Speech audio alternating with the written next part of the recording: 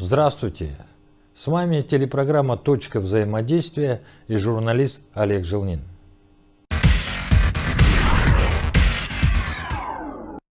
В Якутской пассажирской автотранспортной компании состоялась пресс-конференция главы города Якутска Евгения Григорьева. Евгений Григорьев ответил на все интересующие вопросы журналистов. От содержания собак в городе Якутске до пассажирских перевозок. Что Якутск? Лучше эвтаназия или голодная смерть? Или есть другой путь? В прошлом году мы говорили о том, что зоозащитники разрулят ситуацию, все будет окей, но, как видите, энтузиазма мало, собаки голодают. Недавно закричали о том, чтобы жители города пожертвовали, что могут. Мы оплачиваем пункту передержки Безрученко Екатерине Сергеевне. Екатерина Сергеевна за 30 дней проводит процедуру ОСВВ, и там заложено питание. За 30-м днем это полностью ведется работа за счет приюта самого. Поэтому сегодня большая благодарность, в принципе, всем, кто связан с деятельностью приюта, в первую очередь Безрученко Екатерине Сергеевне, за то, что она ведет эту очень тяжелую работу. 1400 собак сегодня содержатся в приюте. Всем миром, кто как может, мы помогаем, чтобы эти собаки дальше содержались и не выпускались на улицу. Потому что если собак на улице становится меньше, укусов становится меньше. Это математическая формула. В 2022 году, когда мы уже перестали выпускать собак, было 650 укусов. Сегодня мы имеем 550 укусов. У нас не должно быть собак, которые находятся на самовыгуле. К сожалению, вот представьте, из 800 укусов, 400 укусов это хозяйские собаки. Это люди, которые выпустили собак погулять. Считается это нормально. Это абсолютно ненормально. Потому что, как правило, хозяйские собаки, они агрессивные, людей не боятся, они территориальные, они накормленные, сытые, сильные. И этого нельзя допускать. Поэтому моя личная точка зрения, то, что надо определить период времени, когда будет дана возможность устроить собаку к новому хозяину, ответственному человеку, а далее, если собака не востребована, то гуманным способом применить информацию. В площади столицы возле Сахатеатра расположилось не совсем культурное заведение. И что вы можете, как администрация, сделать с этим, или же общественность должна поднять этот вопрос, чтобы его оттуда убрали? Специально не называю. Пивное заведение. Прямо на нашей площади стоит и не очень украшает ее. Вот это вот заведение, оно, сегодня формально по закону ничего не нарушает. Это не является рекламой, это является информационной вывеской. И по действующему закону площадь соответствует нормативу, который установлен, и само заведение не нарушает закон. 22 заведения сейчас нарушают закон. Мы каждое из этих 22 заведений знаем. Проводим работу в рамках административной по привлечению к ответственности в нарушениях правил благоустройства, в нарушении режима тишины. Совместно с МВД будем проводить сейчас работы по соблюдению закона об продаже алкоголя. Будем работать точно, но эти заведения должны понимать, что мы рано или поздно добьемся исполнения закона. Теперь, возвращаясь к площади Орджоникидзе, поступила инициатива с точки зрения проведения образовательных курсов для детей. Так вот, если там будет завтра определено, что театр согласен, общественность просит это сделать, будет выдана лицензия на проведение образовательных услуг, то по закону это заведение должно быть закрыться. Весной этого года, когда начал таять снег, Якутск оказался в патовой ситуации. Может быть, самый негативный образ, который получил за все многие года, девочка в тазике плавающая.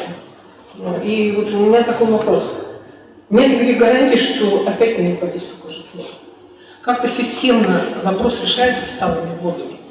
Вот в городе Якутске порядка 3000 многоквартирных домов. К сожалению, в 2013 году при постановке на учет кадастровый были проведены ошибки в межевании, и земля под многоквартирными домами была оформлена по периметру здания. То есть, представляете, многоквартирный дом, там 100 квартирник стоит, под ним земля оформлена только под пятно. Соответственно, площадка, детская площадка, проезды, стоянки, они сегодня являются либо имуществом муниципальным, либо неразграниченным. Что, к чему это приводит? Вот сегодня управляющие компании сразу же отнекиваются и не хотят убирать эту территорию от снега. Поэтому что происходит? Мы вынуждены, значит, заходить и тратить туда ресурсы городские, значит, чтобы вывести снег с территории многоквартирного дома. По сути дела, это является парковкой, стоянкой многоквартирного дома. 1100 домов так оформлено, не оформлено. Что мы сделали? Мы при поддержке прокуратуры республики и Росреестра договорились следующим образом. Город Якутск сейчас проведет работы по разработке проектов межевания территорий, далее кадастровые работы. И мы как техническую ошибку хотим, значит, исправить эту техническую ошибку и вернуть территории многоквартирных домов для хозяев этих собственников квартир в многоквартирном доме. Это позволит привести в нормативное состояние работу управляющей компании по обслуживанию территории многоквартирных домов. Вы посмотрите, у нас в городе это бич, к сожалению. Управляющие компании не убирают территорию многоквартирных домов. Вот если бы они оттуда все убирали по-хорошему и увозили снег, то снега на улицах было бы меньше. Другой вопрос, теперь переходим к аварийному жилому фонду. В аварийном жилом фонде никаких платежей не хватит, чтобы люди на эти платежи могли убирать территорию. Поэтому это будет делать город. Вот проблема прошлого года заключалась в чем? Вот мы все забыли, но в прошлом году был рекордный показатель по снегу за всю историю метеонаблюдения. Это был рекордный показатель. В марте выпала 4-месячная норма. В апреле еще 2-месячная норма. Мы, по сути дела, 3 раза убрали снег, он еще раз выпал и выпал.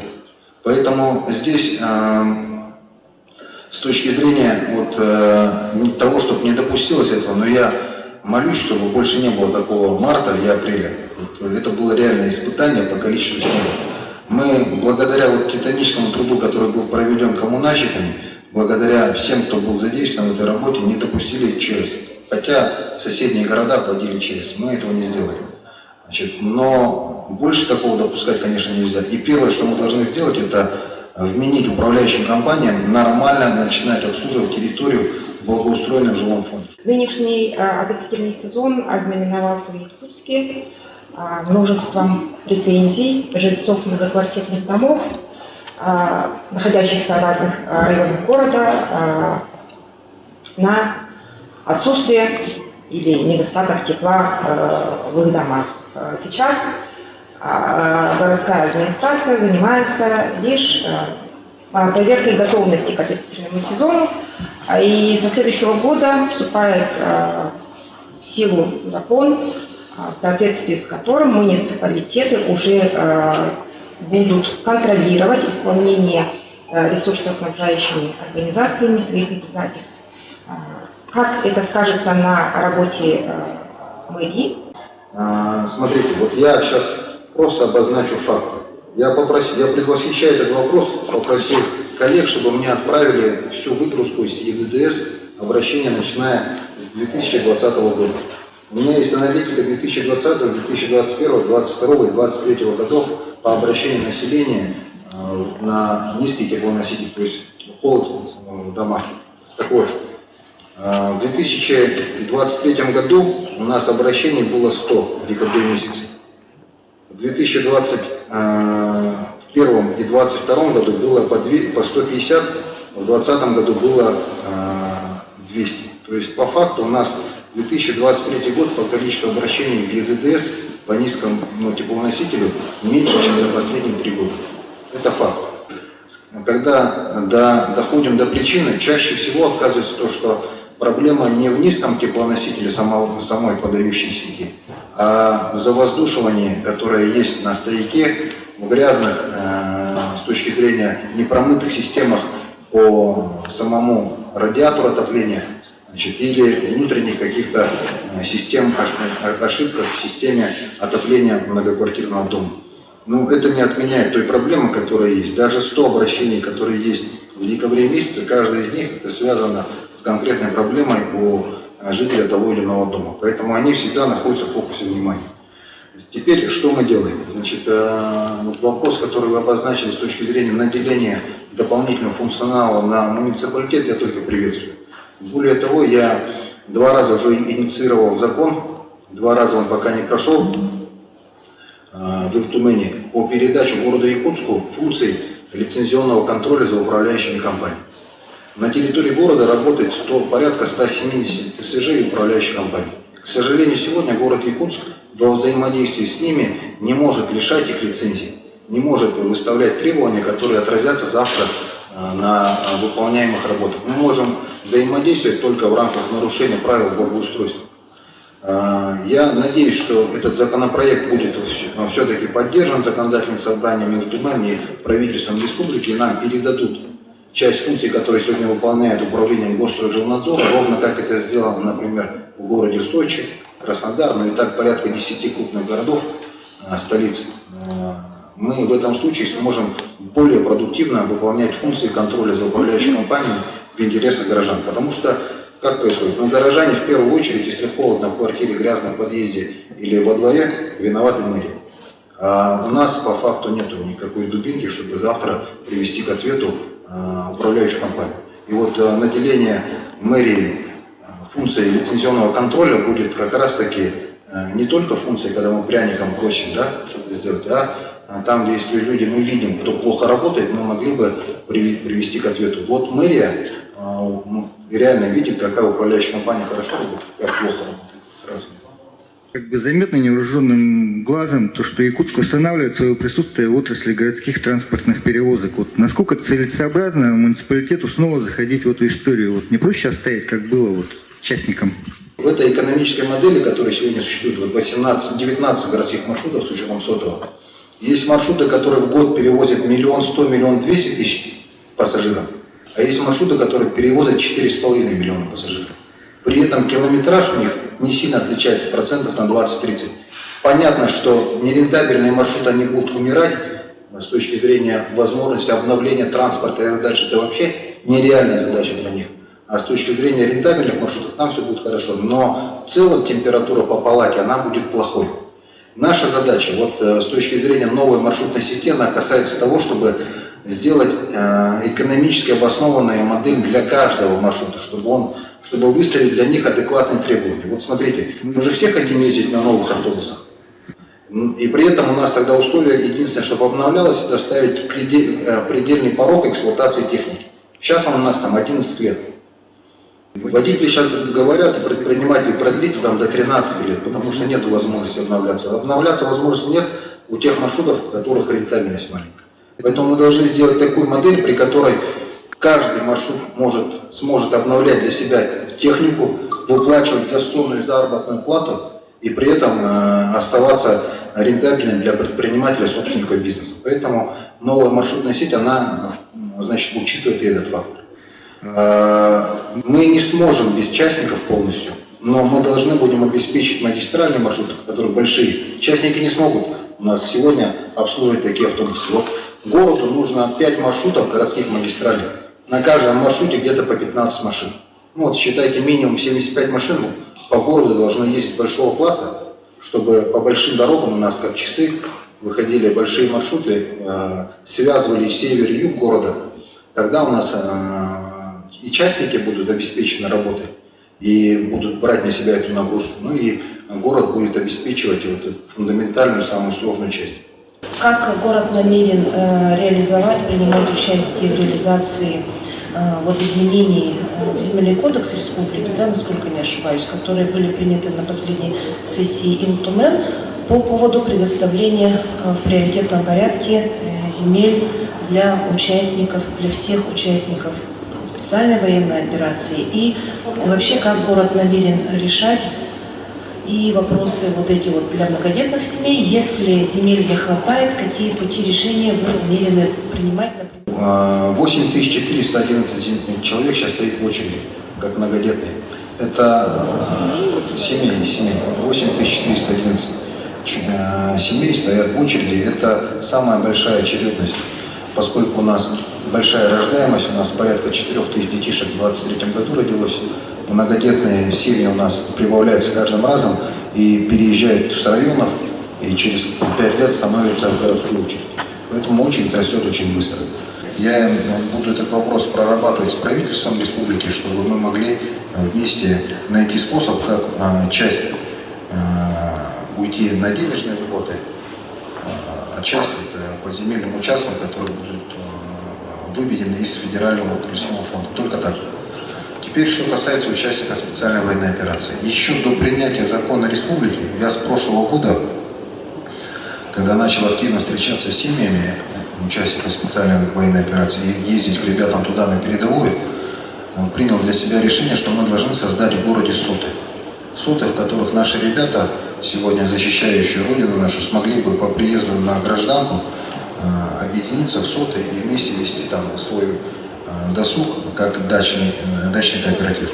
С этой целью была поставлена задача, чтобы мы сельхозземлю, которая есть, значит, сельхозземлю, значит, объединили в СОТы, и мы сформировали два больших земельных участка, один у Тулагина-Кильнямского наследия, второй в Табаге. И вот все, кто с Хатаса, в Табаге, там, с автодорожного круга, просят у Табаги 600 земельных участков и 900 там, в северной части, в Тулагина-Кильнямском наследии, повторюсь. И мы эти земельные участки готовы были раздать как СОТы. Сейчас вступил закон республики. Там есть ряд вопросов по его исполнению.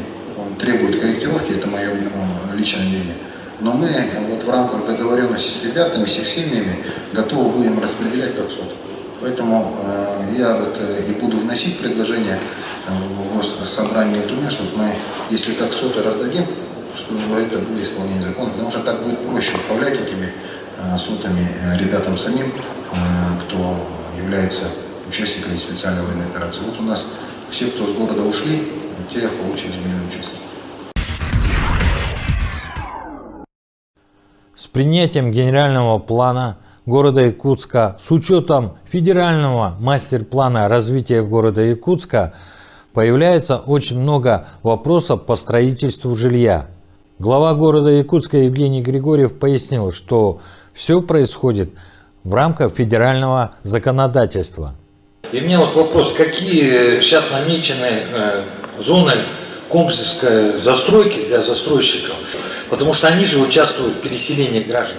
Сегодня, ввиду изменения в градостроительный кодекс, есть переход из формата договоров развития застроенной территории на комплексное развитие территории. И ДРЗТ и КРТ, оно может быть инициировано как частным лицом, правообладателем земельного участка, либо потенциальным застройщиком, либо органом публичной власти. Поэтому здесь подходы вообще могут быть любой стороной инициированы. Какие мы ожидаем в ближайшее время КРТ? Значит, мы подготовили порядка 11 площадок, на которых будут объявлены КРТ в следующем году. Для того, чтобы их объявить, необходимо по каждой отдельной территории сделать свой мастер-план, определить технико-экономические показатели, определить наличие, отсутствие социального объекта и этапы реализации. Поэтому мы, вот, например, 85-й квартал, 55-й квартал, квартала, которые 145-й, 47-й, 48-й, 43-й, эти квартала, квартал 9А, они будут выставляться уже в рамках комплексного развития территории. Поэтому здесь вообще никакой разницы нет, инициировано это застройщиком, либо инициировано публичной стороной. Единственное, что проще сейчас и быстрее делать, это расселять. Вот благодаря КРТ сегодня есть понятие, когда основная сложность заходит в чем? Вот у нас, представьте, 12-квартирный дом. 11 квартир могут быть согласны переселиться по рыночной цене, а 12-я квартира может говорить, что мне в однокомнатную квартиру забираете, даете 3 однокомнатные квартиры. К сожалению, это периодически встречаются такие случаи. И сейчас КРТ позволяет изымать это жилье в рамках реализации общего подхода. До этого такой возможности не было, приходилось там только судебными инстанциями. Я говорю это, поскольку твердо знаю, что у нас мы 23-м годом, по идее, закончили этап переселения, которые должны были 24-25 год. У нас на 24 год остались в основном объекты, в которых остались как раз таки вот судебные споры, там весь дом переселили, осталась квартира. Как правило, эта квартира потом обращается в какие-то телеграм-канал и говорит, вот нас 8 человек, нам надо 2 квартиры. Хотя по закону не положено. Положено квадрат в квадрат, если мы там предоставим как-то, то это будет уже превышение должностных полномочий. Поэтому здесь надо понимать, что люди разные, у людей разные требования. Поэтому сейчас мы в КРТ пойдет быстрее, потому что частный застройщик, его интересы будут защищены. Потому что, ну, представляете, вы вложили там 50-60 миллионов в расселение дома, и квартира одна упирается, и вы не можете снести этот дом, пока ее не расселите. А там человек будет с вас требовать несколько десятков миллионов условно. Либо за территорию частного дома, который попадает под комплексное развитие территории. Те же случаи сплошь и рядом, когда за 6 суток люди просят там несметные, там несколько десятков миллионов рублей, которые никак не адекватны к рыночной стоимости. И вот комплексное развитие территории сегодня позволяет этот механизм решать в законном порядке. В заключении глава города Якутска поздравил всех с наступающим Новым годом. И наша телепрограмма «Точка взаимодействия» тоже поздравляет с наступающим Новым годом. Желаем всем успехов и здоровья. И до скорых встреч!